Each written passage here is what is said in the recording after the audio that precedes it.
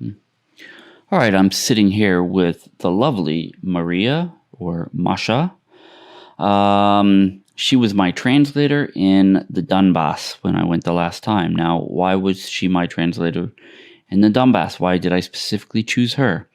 The reason I chose her is because she's a staunch liberal. She's an anti-war protester.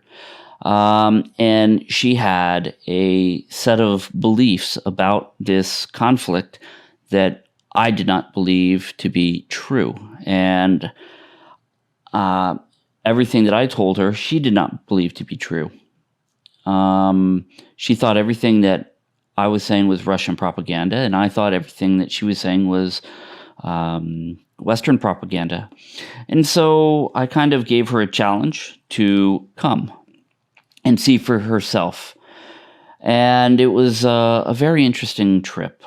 So we're going to talk to Maria, and we're going to get her impressions.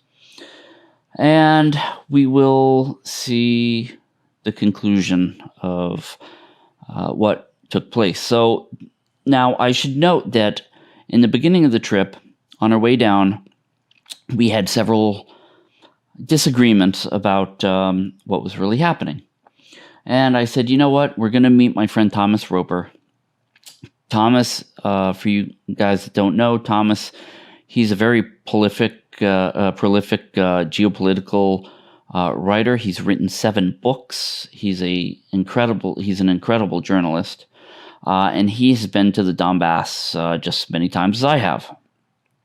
And so he is much better at articulating than me. I thought that he would be able to talk to Maria and maybe see her to kind of put some reason, not reason, but maybe try to kind of help her with her thoughts, because really she was struggling a lot.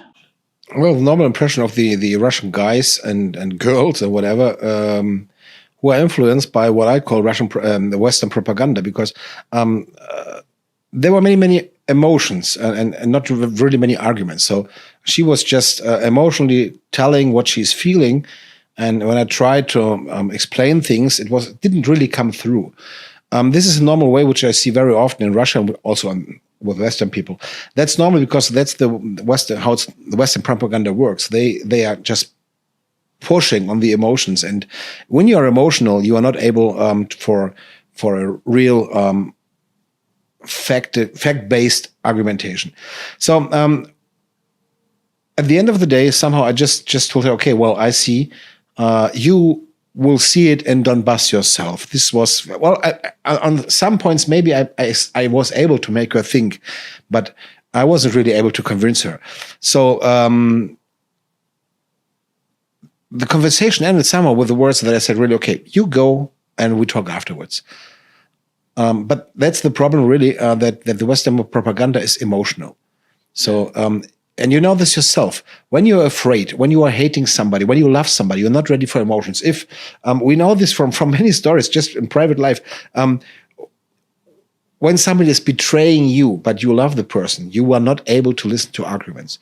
And that's how emotions work, and that's how the Western propaganda works. They show emotional pictures, tell emotional stories, and this switches off the analytic thinking. And that's what's happening, and she was an example for that. So I wasn't really able to convince her, absolutely not somehow. But I ended the conversation with, you're a good girl, and we talk when you come back. Okay, John, let's start from the beginning. All right. Just as a background information, if you will, because it's not only true for myself, it's true for millions of people in Russia who are horrified by this war. We all have ties with Ukraine. Either it's blood ties because it's family members, or it's friends, or it's both. It's inseparable. We are the same people. Probably if someone from Ukraine heard that now, they would be denying that as vehemently as they could, but we are the same people, actually. We grew up on the same movies, on the same music, on the same literature. We like the same food. We have the same cultural references. We truly are as close as nations as it can only possibly be. Okay. The war with Ukraine is the most horrific thing that could possibly happen. I honestly do not have a vocabulary to describe that because it just shouldn't exist. So those words don't exist in my language or in English language or in any language, I believe, because it's just beyond horrors to imagine that we could go with war to Ukraine. From, as we say in Russian, every iron, every day, we hear how this war, how this horrors, how this aggression is unmotivated, how Russia went insane, how Ukraine is suffering, how it's absolutely undeserved, unprovoked, unreasonable, and how there is no forgiveness to anyone who is Russian, how we all, 150 million of us, support it, what horrible people we are, all of that. Well, you know. Yeah, of course. I think everybody knows that. I don't have exact numbers. I don't think anyone has, but according to different evaluations, and they vary from 200,000 to 2 million people fled Russia since the beginning of the war. And I refuse to call it special operation. It is war. Okay.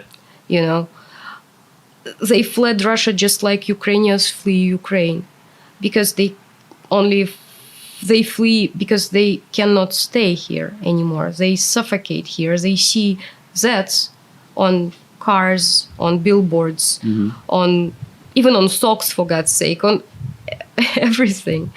And it honestly makes you feel like you have no air. You cannot see this. Okay. You cannot see this.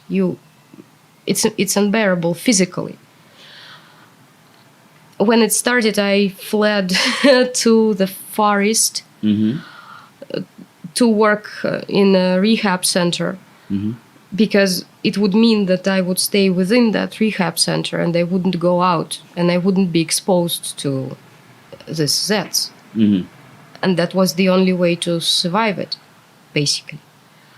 Because I don't know, it's like you feel like you need to walk out of the window because you cannot live through that. This is what is done to the people of Russia by the media, by the news, by this continuous narrative that we are, I can say the bad guy, but it doesn't cover it. It's, 1% of what we are.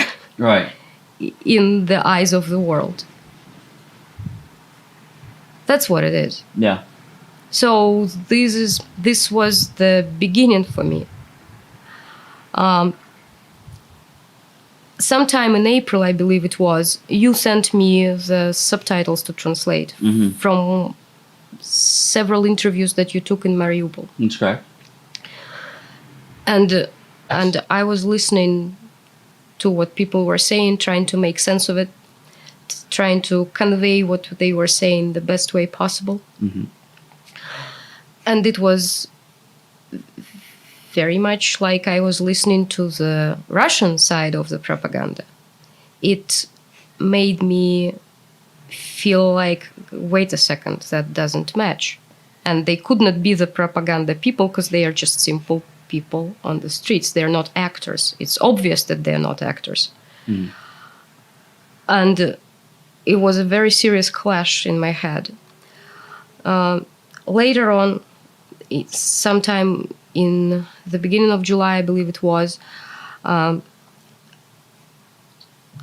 friend of mine asked me to help him to get his brother, who was from Volnovakha, that's a town between Mariupol and Donetsk, to get this person outside of Russia, because he managed to leave Ukraine, leave Donbass through the Crimea, to get him out to Germany. So we worked out the route for that person. And of course, we met in Moscow, and they talked to that guy as well. And again, there was another first-hand evidence and another clash. So I had to have my answers, because what I was sure the truth was, as I refused to believe anything that Russia was saying, any Russian, it was all like, oh no, it's all Russian propaganda, it's all lies. I tended to believe what the West is saying. Those were my sources. And what I received from these interviews that you sent to translate and from this guy was saying was in absolute contrast to what I was receiving from all other sources. So when you said that you're going and you need a translator, I said, well, you of course can have a choice, but pick me. I'm a good translator. That you are. Well, so I was in a situation when I knew that I cannot go on anymore without having my questions answered. I had to know. And Thomas asked me, like, hey, they're bombing there in Donetsk. They have these mines, these butterflies laying around. It's dangerous. Aren't you afraid to go there? I'm like, Thomas, I don't care. I have to know, because not knowing is worse. Because not knowing is guaranteed doubts and frustrations and fears and shame. I mean, it's an incredible guilt that we all are feeling. It's a shame. It's like you are ashamed of who you are just because it is your passport, just because you are born in this country and this is your citizenship, and you're supposed to feel guilty and ashamed for that. It's unbearable. I had to go. Yeah. So I'm very thankful to you that you made it happen. Well, and on our way almost to the border, the hotel where we had rooms reserved, it got bombed. It did. And on one of your, I guess, pro-Ukrainian channel, would you call it that? Let's say anti-Russian channels. Okay, on one of your anti-Russian channels, somebody posted a video about how basically it was a fake and they were using actors to show... Yeah, how they were using actors to show that there are dead bodies there, that they're actually not dead bodies, but they are actors, and bad actors, as they are playing the dead bodies and moving. Yeah. And so, so one of the first things that we kind of encountered, I guess, was we were running around looking for a microphone cable. And we went into a shop, and there was a woman who was quite distraught. Yeah, we went to that market because it's like electronic market where if you need to find anything, that's the only place in Donetsk where you can have hopes to find it. Right. And we asked around for that cable. And as it always goes, people get interested because we have a foreigner, so everybody gets involved into a conversation. And there was this girl who was really upset, and she was going through serious personal issues as well. And she saw me as some sort of a counselor, I guess, of something like that. So she shared, and we talked a lot. And she said, I just lost a friend. Apparently, she had a friend who walked by that hotel when it was bombed, and that person died, and the 3-year-old daughter of that person died as well. Yeah. Maybe on this video there was exactly the body of that person. The video was filmed from the inside of the hotel, so like a surveillance camera. Maybe I don't know. I'm not an expert. I wouldn't be able to tell. And I asked about it, and I was told by those who deal with it every day that it is normal for as they say, fresh corpse to sometimes move. Sure, absolutely. It happens, and apparently this is what was caught on the camera in this video. Yeah. But the cynicism of that, like, hey, see, that's an actor. When somebody lost life, It's insane. Yeah. So let's talk about when we actually got into the Donbass, when we got to Donetsk and Lugansk. What was the first thing that actually struck you? Okay, it took us a very long time to cross the border. So we the hotel was bombed, and we didn't have a place to stay, and it was already relatively late in the evening. So John called his friend, another journalist, Graham Phillips, who lives in Lugansk currently. And he was a wonderful host. He said, come over to Lugansk and stay, instead of Donetsk, go to Lugansk and stay there. So our first couple of days were actually in Lugansk. He hosted us, which was really super kind of him. Graham, if you watch this, thank you so much. You're wonderful. Thank you. So anyway, what I'm trying to say is that we arrived to Lugansk, and everything is covered with those Zs. Every vehicle, every bus stop, basically every surface. Everyone wears chevrons with Zs. All of it. Please understand. This is in my head, this is a new swastika. This is the sign that Russia is turning into a fascist Germany. And then we go to Donbass, that we are, according to the news, destroying. Yes? And everything there is covered with Zs. How can that possibly be? If people hate us so much, if we are such an enemy, if we are such a villain, that if we are such a monster, that everything there is covered with the symbol, and the symbol gets complete support. That would be like the Jews voluntarily walking around with a Nazi symbol on their... Sort of. With a swastika. Sort of. It makes no sense. It did make no sense. I was like, what is that? Next day, we went to Severodonetsk. And it is the city which is in a similar condition as Mariupol in terms of devastation. It's horrible. Yet, they have no water, no electricity, no nothing. Yet there are people who stayed there, who live there in basements. We went to one yard, and there is a children's playground, and graves right on this playground, right there. It was the first biggest shock that I had when I looked at it live. When it's not a photo or, I don't know, some video that you watch on TV, but when you see it live, this playground and those graves right there.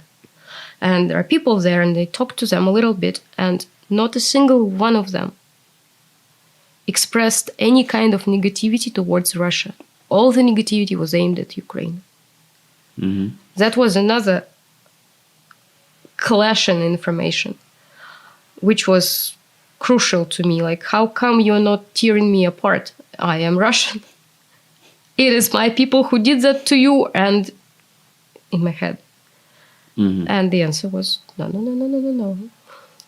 It's not this way.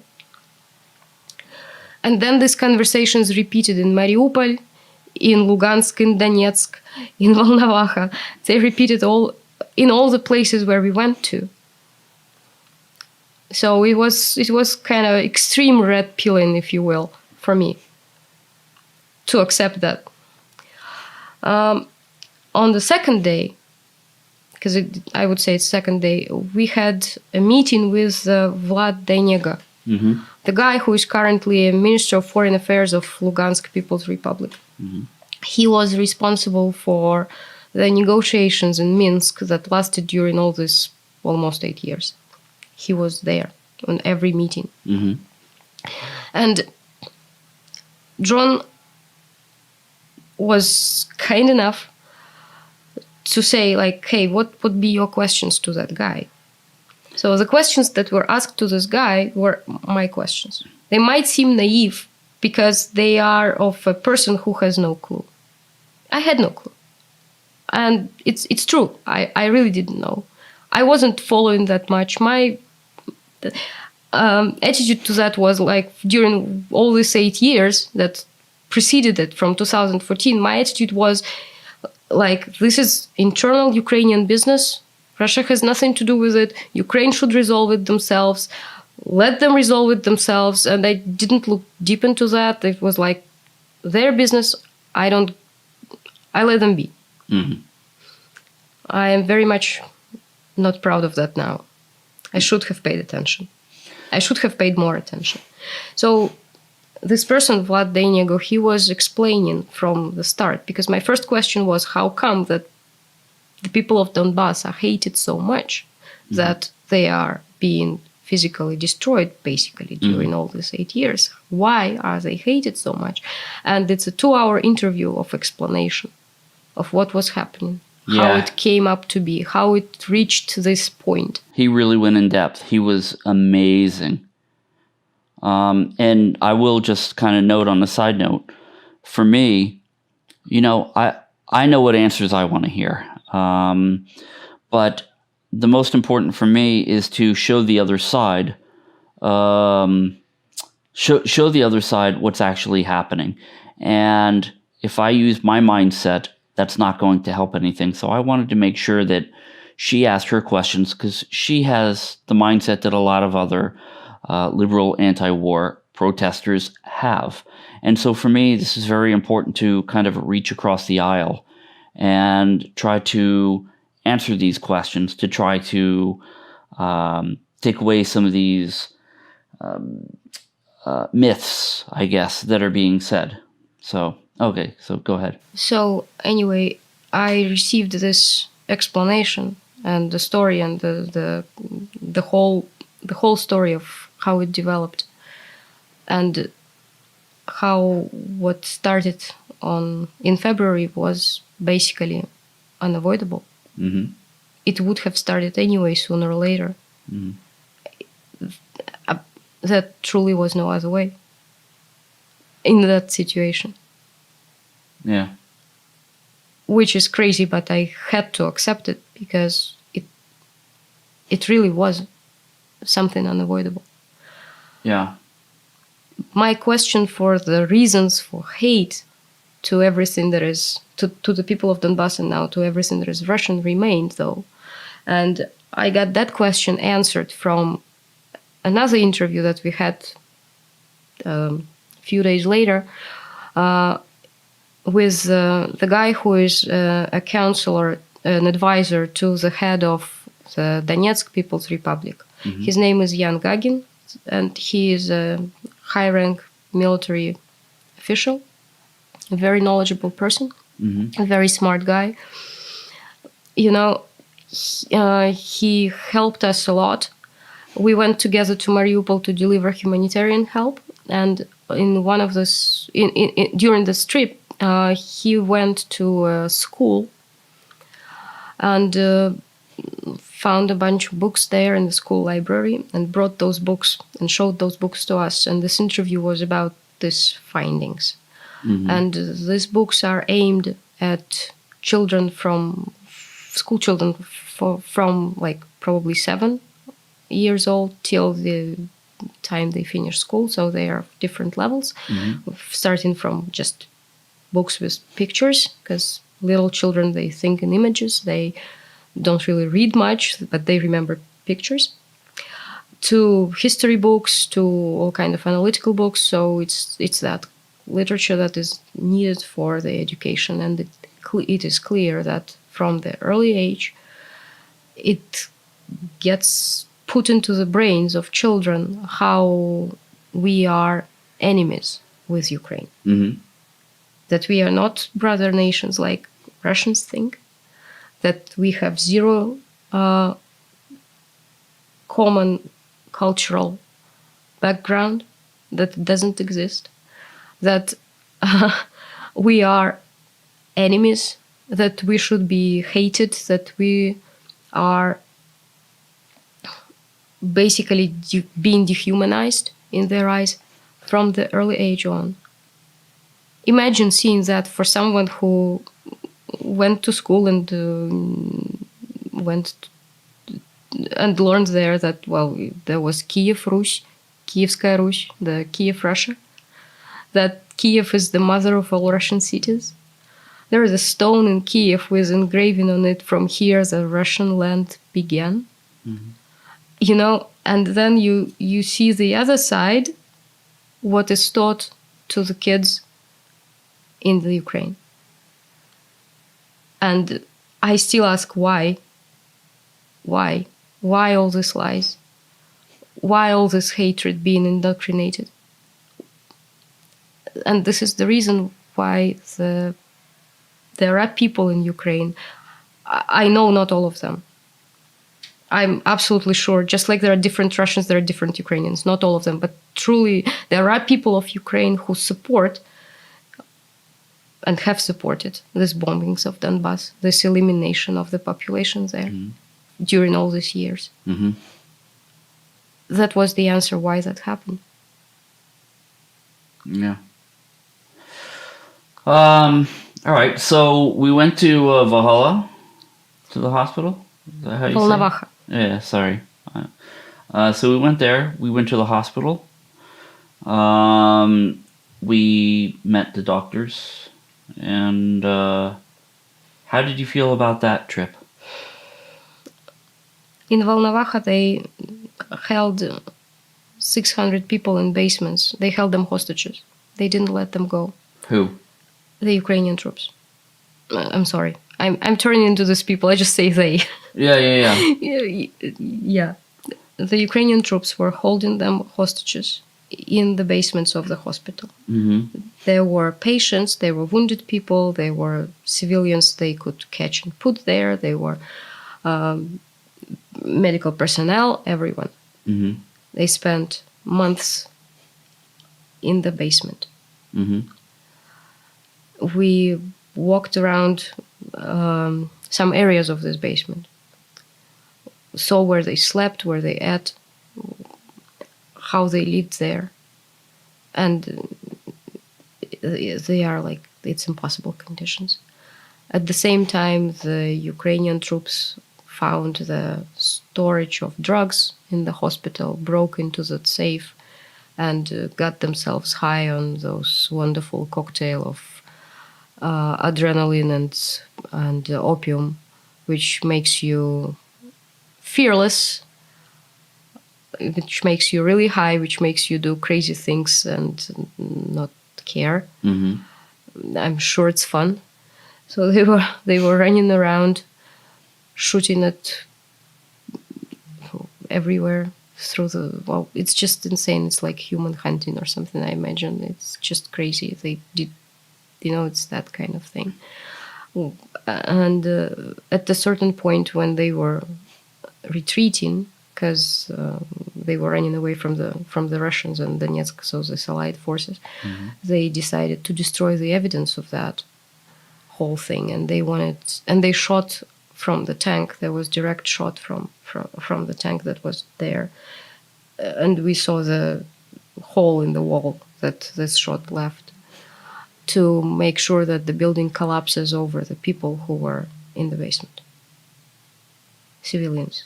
Children. They had 6 children born during this month in this basement. Mm-hmm. Like newly born children. All of them.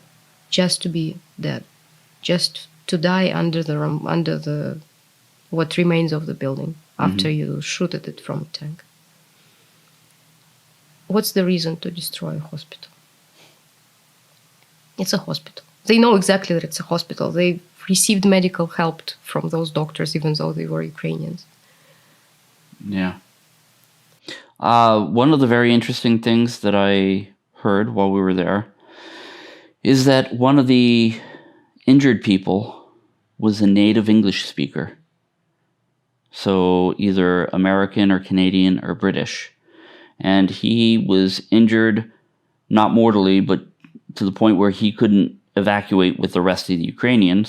So they shot him in the back of the head. Yeah, not to deal with dragging of the wounded or something. Just they said that there were several bodies and their faces were disfigured. Their fingerprints were removed so that they wouldn't be recognized. Yeah. So they were removing the evidence this way. Just shot them dead. It's wild. Yeah. Wild.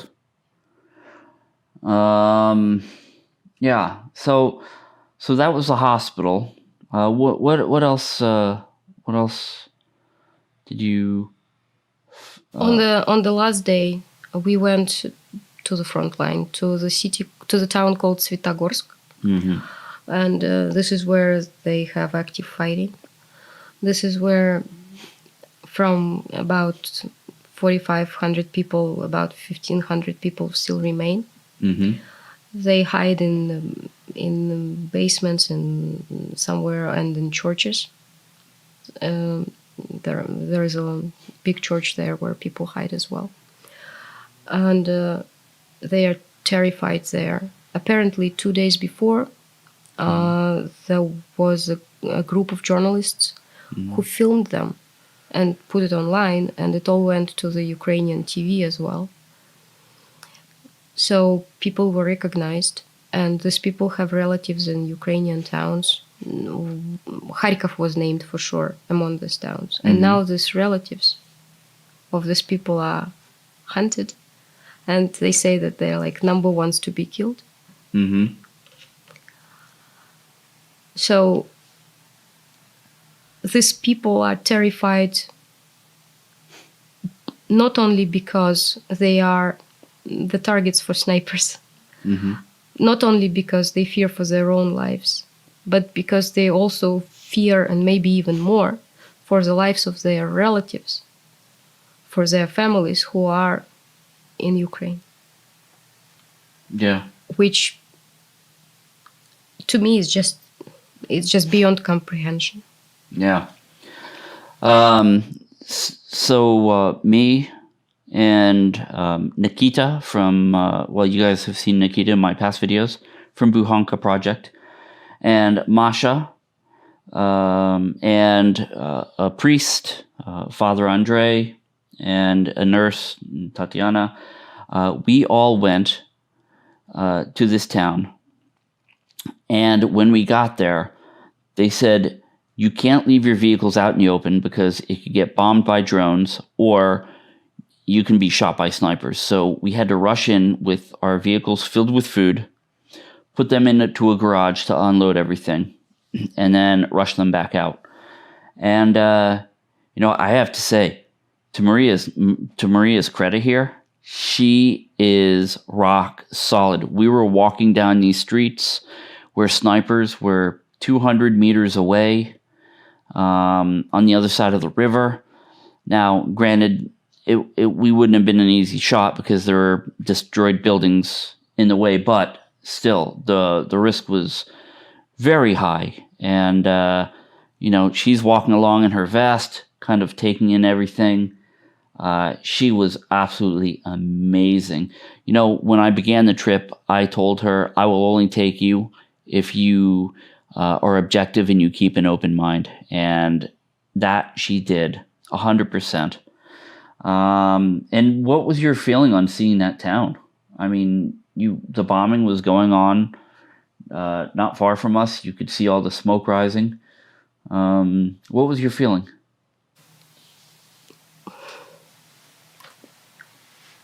It has to stop.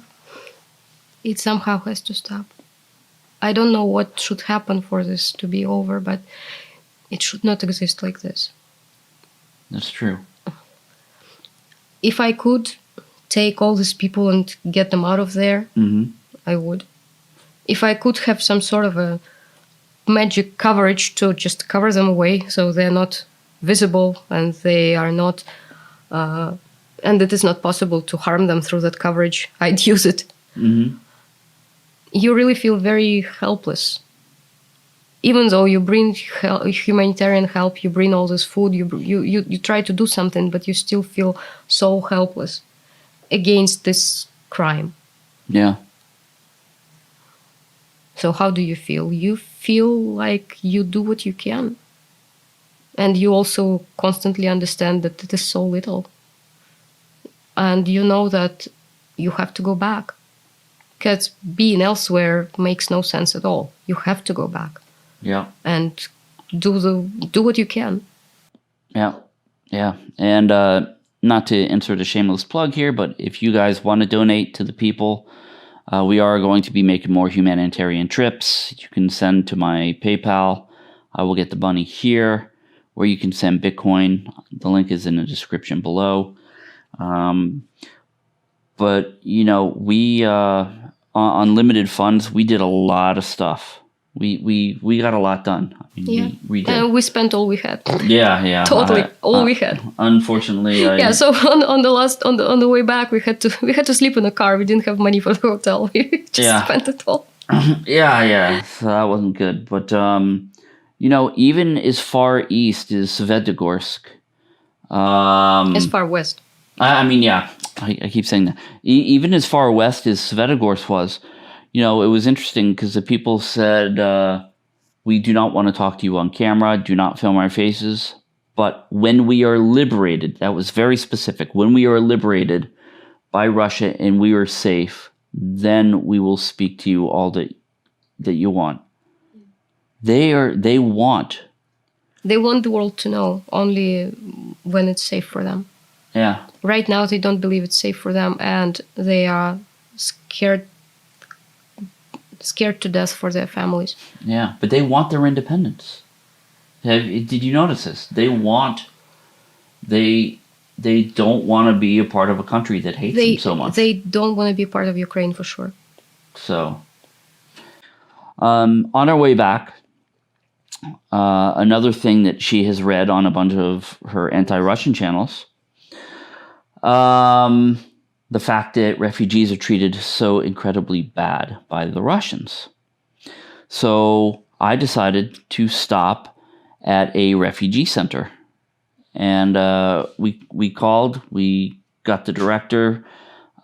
We only gave them, 20 minutes notice? Even less. We gave them 20 minutes notice, so it's not like they could clean and make everything orderly. We gave them 20 minutes notice. So what was your opinion of going to see that that refugee center? Well, it's like a pretty decent hotel, basically. Yeah. It's really nice. It's clean. It's very well thought through. Mm-hmm. They have great canteen with really great food. I mean, they eat better than I do. Yeah, I know, right? They really have great food. Canteen is a cafeteria for. Yeah, it's called canteen, or you can say it's a restaurant. Basically, it's simple, but in terms of food quality, it's a restaurant. Yeah, because that's for sure. And they live there for as long as they need. Mm-hmm. There is no pressure or any time frame within which they need to move out, so they can stay for as long as they need. It's free. Food is free. They have a way to find work. Some people that I talked to have already found jobs, so they can make a living. Mm-hmm. One of the women I talked to came with her son. Mm-hmm. And she already arranged everything. So on the 1st of September, her son will go to school in Voronezh. Mm-hmm. It's all possible. It's all provided. Mm-hmm. And they went there voluntarily. Mm-hmm. They explained to me how it works, because in the Western media it is said that we evil Russians, grab them, put them in buses and just bring them to Russia for... Labor camps. Yeah. We eat them alive, we take their organs, we take away their passports, all that stuff. Yeah. I mean, you don't stop at anything when it comes to that, to those lies. Mm-hmm. The worse there is, the better. So it's like you put whatever there. It will be accepted, of course, because that's us, the evil Russians. That's what we do, right? So it's a really nice place. They are in really good conditions. They can do whatever they want. They can leave at any moment if they want, or they can stay for as long as they want if they want, and it's free of charge. When their only job was to get to the border. At the border, there were buses from different towns, because they were The woman I talked to said that they had 8 towns to choose where they want to go in Russia, and she chose Voronezh. But there were 8 towns to choose, and they were brought there. That's how it went. There was one woman from Kharkov who constantly asked, when are you going to take my passport away from me? Like, why would we take away your passport away from you? Why?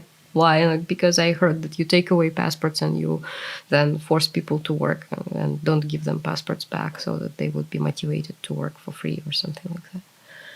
I mean, crazy. But this is what you hear in the Western media. This is what's in the media, yes. So, you as somebody who saw everything reported in the media, believed everything that was reported in the Western media, and was quite anti-Russian at the very beginning of this. Very anti-Russian at the beginning of this. How much of what you now know that you read, how much of what you read that you now know is not true? All of it. All of it. The proportion of those lies, the scale of that is very much comparable with the scale of the horror of this war. It is that much. The cynicism of that is incomprehensible. It's just insane. There is zero word of truth in that. I thought, maybe there are exaggerations.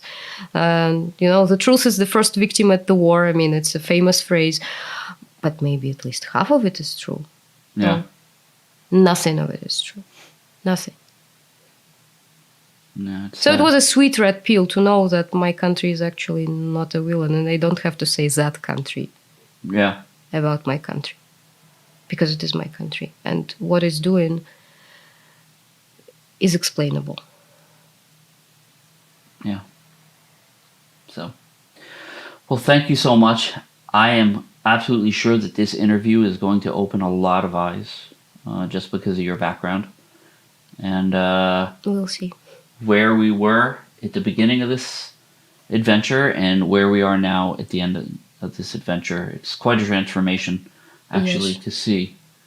And I watched her transform during this whole trip, and it was really amazing. It was amazing. It is an absolute eye-opening, and I know that I will go back. Yeah. Well, somehow I will go back. Yes, we will go back, because I need a great translator. By the way, she is hands down the best translator I have ever met in my entire life. Her words are absolutely fluid. I've never seen anything like it in my life. So, absolutely brilliant. If anybody needs a translator, well, you guys need to reach out for her. So, anyways, John Mark Dougan. And we hope that you found this interview enlightening. And make sure you like and subscribe. Thank you very much.